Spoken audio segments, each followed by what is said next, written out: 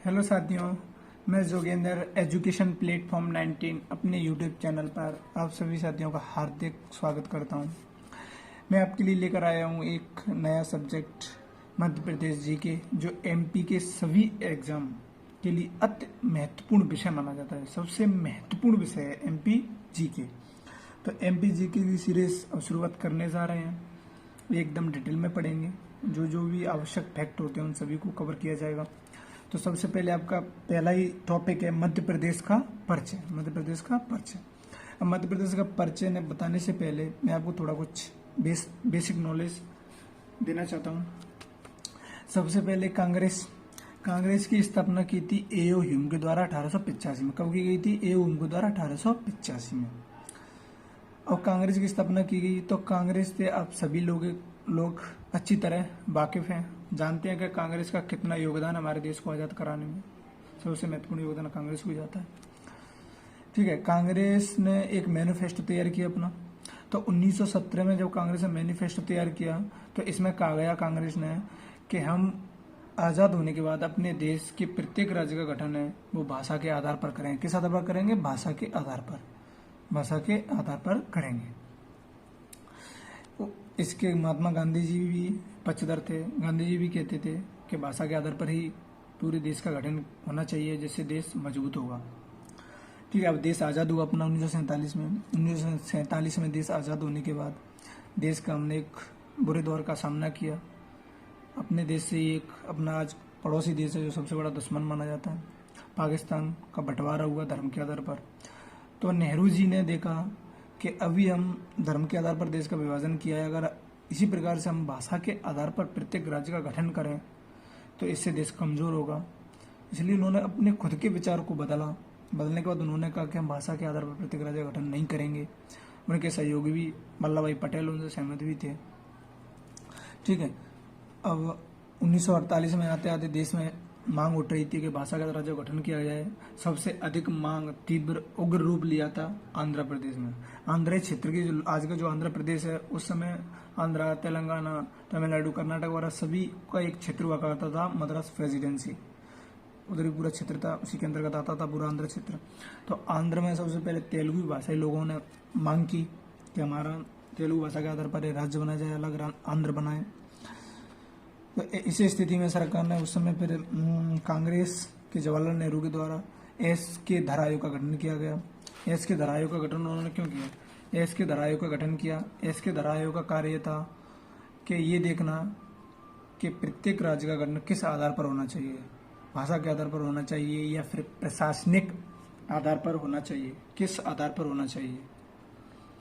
उन्होंने देखा। एस के धर आयोग के अध्यक्ष थे वो एस के धर थे, इन्हीं के नाम पर इसका एस के धर आयोग पड़ा। ठीक है, एस के धर एक रिटायर्ड जज थे। ठीक है, अब इसने अपनी 6 महीने बाद रिपोर्ट सौंपी। रिपोर्ट सौंपने के बाद में उन्होंने कहा कि प्रत्येक राज्य का गठन और भाषा के आधार पर नहीं करना चाहिए, क्योंकि भाषा के आधार पर अगर हम राज्य का गठन करेंगे, भाषा के आधार पर अगर राज्य का गठन करेंगे तो क्या होगा? इससे देश कमजोर होगा। फिर इसकी जांच करने के लिए जेईबी समिति बनाई गई दिसंबर 1948 में। जयपुर कांग्रेस अधिवेशन हुआ था। जयपुर में कहाँ पर हुआ था कांग्रेस अधिवेशन? जयपुर में। तो जयपुर में जब कांग्रेस अधिवेशन हुआ तो इस जेईपी समिति का गठन किया गया। जेईपी समिति में जवाहरलाल नेहरू, पट्टाभी सीतारामैया, सरदार वल्लभ भाई पटेल तीनों महत्वपूर्ण नेता थे। उस समय के सबसे बड़े नेता भी माने जाते थे, भारतीय राजनीति के सबसे बड़े नेता भी माने जाते हैं। ठीक है, गठन किया इन्होंने भी। इसका कार्य क्या था? इसका कार्य था जो एस के धर आयोग ने रिपोर्ट दी थी उसकी जांच करना। इन्होंने जांच की, इन्होंने भी पाया कि हाँ, भाषा के आधार पर राज्य गठन नहीं होना चाहिए। ठीक है, इस प्रकार लेकिन जनता कुछ और ही चाहती थी। सबसे अधिक साउथ के क्षेत्र में, जितनी साउथ की स्टेट उस समय बहुत उग्र रूप धारण कर रहा था भाषा के आधार पर राज्य के गठन के लिए। ठीक है, अब ऐसे आते आते परेशानी तो चली रही थी। अब ऐसे आते आते जब बहुत सारी उन्होंने मीटिंग भी की, जवाहरलाल नेहरू ने साउथ में मतलब बहुत सारे वो भी दिए, बहुत सारे संगठन भी बनाए। ठीक है, और उन्होंने क्या किया कि अभी बहुत सारी सभाओं का उन्होंने दौरा किया। दौरा करने में उनका बहिष्कार हुआ। ठीक है, फिर आते आते अब 1948 के बाद एक सबसे महत्वपूर्ण नेता थे आंध्र के, इनका नाम था पोट्टी श्रीरामुलु। पोट्टी श्रीरामुलु महात्मा गांधी जी के अनुयायी थे। वो बहुत सारे आंदोलन से जुड़े हुए भी थे, महात्मा गांधी जी के उन्होंने साथ भी रहे थे। तो उन्होंने अनशन पर बैठ गए। उन्होंने कहा कि जब तक अन्न ग्रहण नहीं करूंगा, जब तक एक अलग आंध्र राज्य का निर्माण नहीं हो जाता। लेकिन सरकार इस बात को मानने के लिए तैयार नहीं थी। उन्होंने लगातार 50 दिन तक बिना कुछ खाए पिए अनशन पर बैठे, आखिरकार उनकी मृत्यु हो गई। लेकिन उसके बाद में कुछ हुआ वही जो वे चाहते थे। आखिरकार सरकार ने आंध्र का एक भाषा के आधार पर ही राज्य का गठन किया। गठन होने के बाद में फिर प्रत्येक क्षेत्र से मांग उठने लगी, अलग अलग राज्यों की मांग भी उठी भाषा के आधार पर गठन की। फिर इसके लिए उन्होंने एक गठन बनाया 12 दिसंबर 1953 को बनाया। 12 दिसंबर 1953 को फजल अली आयोग। फजल अली आयोग का क्या कार्य था? फजल अली आयोग का ये कार्य था कि भाषा के आधार पर राज्यों का गठन करना। तो फजल अली आयोग के आधार पर ही उन्होंने रिकमेंडेशन दी थी कि भाषा के आधार पर राज्य गठन किया जा सकता है। आखिरकार इसी प्रकार से हमारा एक मध्य प्रदेश का भी गठन हुआ 1 नवंबर 1956 को। ये क्वेश्चन आता है कि मध्य प्रदेश का गठन कब किया गया? 1 नवंबर 1956 को किया गया था भाषा के आधार पर। ठीक है, ये आपको मैं बेसिक नॉलेज दी है, ज़्यादा डीपली नहीं दी है क्योंकि ये सब पॉलिटी का विषय है, इतने आपके लिए सफिशियंट है।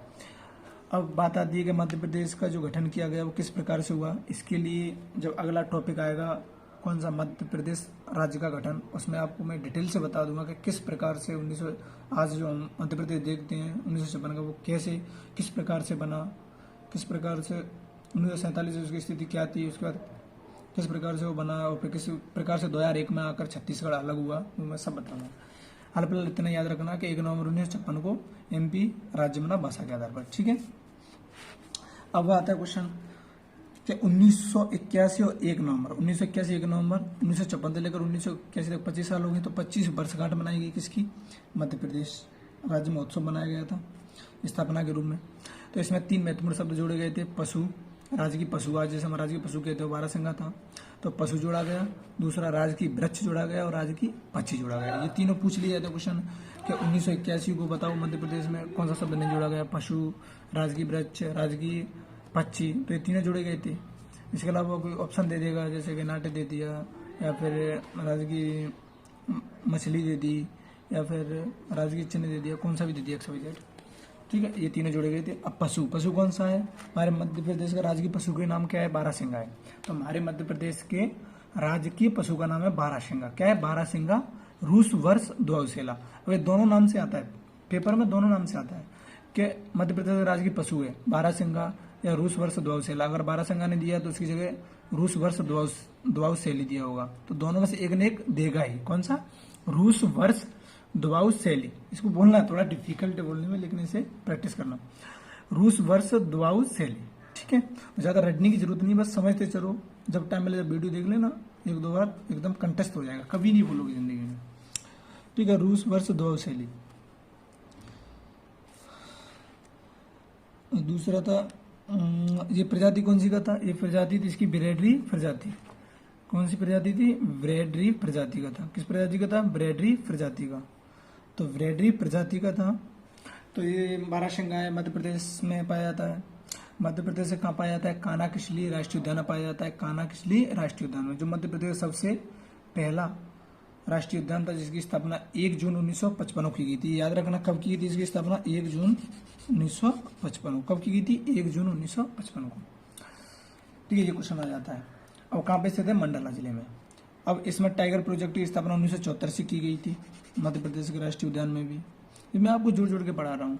ठीक है, कानाकिसली राष्ट्रीय उद्यान में टाइगर प्रोजेक्ट प्रारंभ कब से हुआ था? 1974 से। और भारत देश में सबसे पहले टाइगर प्रोजेक्ट की शुरुआत की गई थी 1 अप्रैल 1973 से। कब से की गई थी? 1 अप्रैल 1973 से टाइगर प्रोजेक्ट प्रारंभ किया गया था। सबसे पहला टाइगर प्रोजेक्ट आपको पता ही है, जिम कार्बोनेट था उत्तराखंड में प्रारंभ किया गया था। ठीक है, अब ब्रैडरी प्रजाति का है जो कहाँ पाया जाता है? नेपाल में पाया जाता है। हाल फिलहाल बांग्लादेश वगैरह में पाया जाता है, लेकिन बांग्लादेश और पाकिस्तान में पाया जाता था, लेकिन वहाँ पे क्या हो गया? हाल फिलहाल विलुप्त हो गया है, ये प्रजाति नहीं पाई जाती है, लेकिन नेपाल में और मध्य प्रदेश में पाया जाता है। चलो आगे देखते हैं। अब राज्य की वृक्ष कौन सा? अपना बरगद। कौन सा है? बरगद। बरगद मध्य प्रदेश का राजकीय वृक्ष है, जिसे बोलते हैं फाइकस वैंग गैलेंसिस। क्या बोलते हैं? फाइकस वैंग गैलेंसिस बोलते हैं। क्या बोलते हैं? फाइकस वैंग गैलेक्सिस बोलते हैं। ठीक है। और राजकीय पक्षी दूधराज शाही बुलबुल है। जो हमेशा याद रखना, ये क्वेश्चन कहीं ना कहीं आ ही जाते हैं। एकदम बेस परिचय बता रहा हूँ आपको, मध्य प्रदेश जी की क्या परिचय, इसलिए याद रखना है। जनरल नॉलेज तो आपको आनी चाहिए, छोटी छोटी चीजें।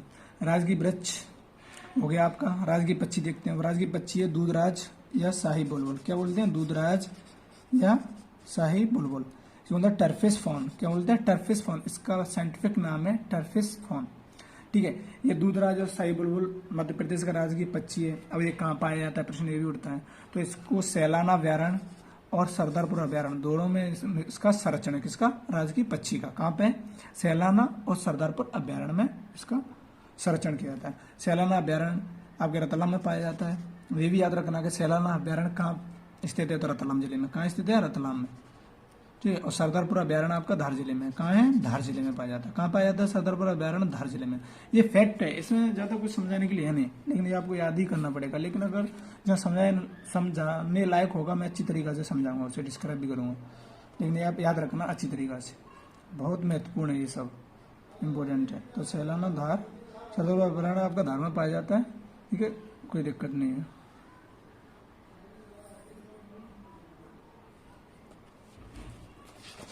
देखते हैं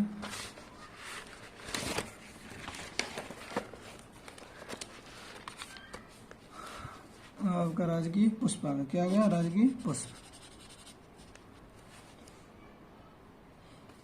राजकीय पुष्प आपका राजकीय पुष्प कौन सा है? लिली है। क्या है? लिली। लिलियम कैंडिमम। इसे लिलियम कैंडिमम भी बोलते हैं। क्या बोलते हैं? लिलियम कैंडिमम भी बोला जाता है।